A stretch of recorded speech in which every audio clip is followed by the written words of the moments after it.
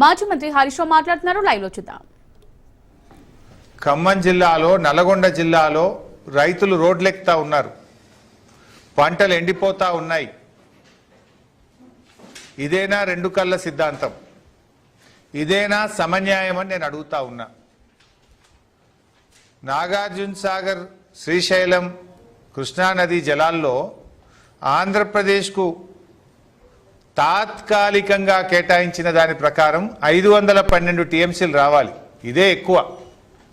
కానీ మీరు 657 టీఎంసీలు వాడారు. ఇది 4-5 రోజుల కింద లెక్క. 657 టీఎంసీల నీళ్లు వాడారు. తెలంగాణకు 343 టీఎంసీలు రావాలి.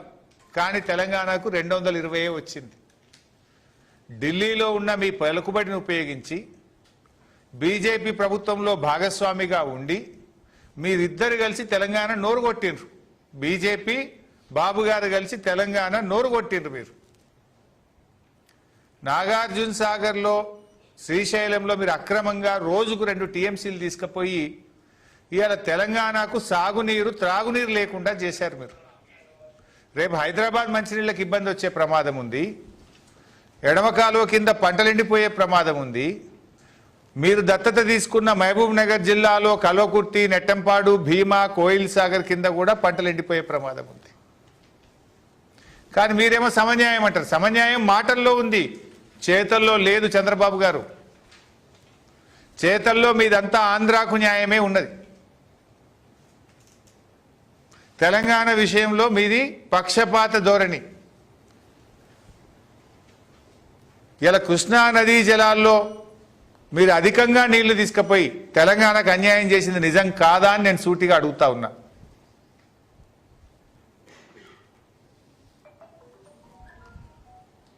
అదేవిధంగా ఇవాళ మీరు గోదావరి బంకచెర్ల ప్రాజెక్టు, అది సముద్రంలో కలిసే నీళ్ళు తీసుకపోతే తప్పేందని మీరు మాట్లాడుతున్నారు. ఇప్పుడు కృష్ణానది విషయంలోనే అదే జరిగింది. మీరు పెన్నా బేసిన్లో ప్రాజెక్టులు కట్టి నదీ పరివాహక ప్రాంతం బయట మీరు కృష్ణా జలాలు తీసుకుపోయి వాడుకుంటున్నారు. ఏమనంటే రైపేరియన్ రైట్స్, ఇప్పటికే ఖర్చు పెట్టినాం కదా, ఇప్పటికే ప్రాజెక్టులు కట్టినాం కదా, అది నేషనల్ వేస్ట్ అవుతుంది కదా, ఆ నీళ్లు వాడుకుంటే తప్పైంది, ఇక అయిపోయింది కదా అనే ధోరణిలో మీరు అప్పుడు అడ్వాన్స్గా ఉమ్మడి ఆంధ్రప్రదేశ్లో ప్రాజెక్టులు కట్టి తెలంగాణ నోరు కొట్టిండ్రు. కృష్ణానదిలో అత్యధిక పరివాహక ప్రాంతం కలిగిన ప్రాంతం తెలంగాణ. కానీ ఉల్టా 75 ఆంధ్రాకు పోతే 25 తెలంగాణకు వస్తున్నాయి. ఉద్యమాలు పుట్టే దాంట్లో నుంచి. ఇలా గోదావరి విషయంలో కూడా మీరు అదే ప్రయత్నానికి తెరలేపుతున్నారు. పేరు సముద్రంలో కలిసే నీళ్లు, కానీ ఇప్పుడు మీరు దాదాపు 200 టీఎంసీల నీళ్లను గోదావరి నుంచి పెన్నా బేసిన్కి తీసుకుపోవడానికి ప్రయత్నం చేస్తున్నారు. దీన్ని మేము చాలా తీవ్రంగా వ్యతిరేకిస్తూ ఉన్నాం. ఎందుకంటే అప్పటి బచావత్ ట్రిబ్యునల్ గోదావరిలో మొత్తం 1480 టీఎంసీలను ఉమ్మడి ఆంధ్రప్రదేశ్కు కేటాయించింది. ఉమ్మడి ఆంధ్రప్రదేశ్లో అప్పటి ప్రభుత్వాలు ఇచ్చిన జీవోల ప్రకారమే 968 టీఎంసీలు తెలంగాణకు వివిధ జీవోల ద్వారా కేటాయించారు. కానీ నిజంగా పేపర్ మీద 968 టీఎంసీలు, వాడకం ఎప్పుడూ 200 టీఎంసీలు కూడా దాటలేదు.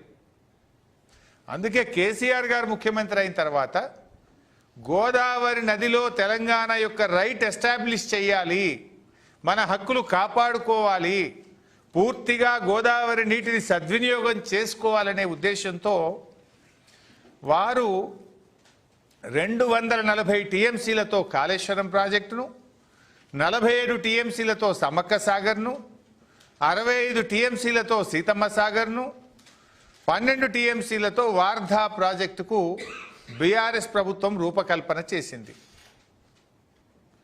కానీ ఈరోజు ఏం జరుగుతుంది? చంద్రబాబు నాయుడు గారు ముఖ్యమంత్రి కాగానే ఒక్కొక్క ప్రాజెక్టు డిపిఆర్లు వాపసు వస్తున్నాయి. ఆ రోజు కేసీఆర్ గారు వ్యూహాత్మకంగా తన శక్తి యుక్తులను ఉపయోగించి కాళేశ్వరం ప్రాజెక్టుకు 240 టీఎంసీలకు అన్ని అనుమతులను ఇంక్లూడింగ్ టీఏసీ అనుమతి కూడా కేసీఆర్ గారు సాధించారు. ఇకపోతే Seethamma Sagar, Sammakka Sagar doctor BR Ambedkar Wardha project, Kaleshwaram 3వ టీఎంసీకి సంబంధించి అన్ని అనుమతులు సాధించి చివరి అనుమతి లాస్ట్ స్టేజ్లో ఉంది. లాస్ట్ స్టేజ్లో ఉంటే ఇప్పుడు వచ్చిన కాంగ్రెస్ ప్రభుత్వం సరిగ్గా దాన్ని పట్టించుకోకపోవడం వల్ల చంద్రబాబు నాయుడు గారు బీజేపీలో తనకున్న పలుకుబడిని ఉపయోగించి ఇలా డిపిఆర్లు వాపసు పంపారు. ఆ డిపిఆర్లు వాపసు పంపితే రేవంత్ రెడ్డికి అటు బీజేపీని ప్రశ్నించే తెగువ లేదు, తెలివి కూడా లేదు.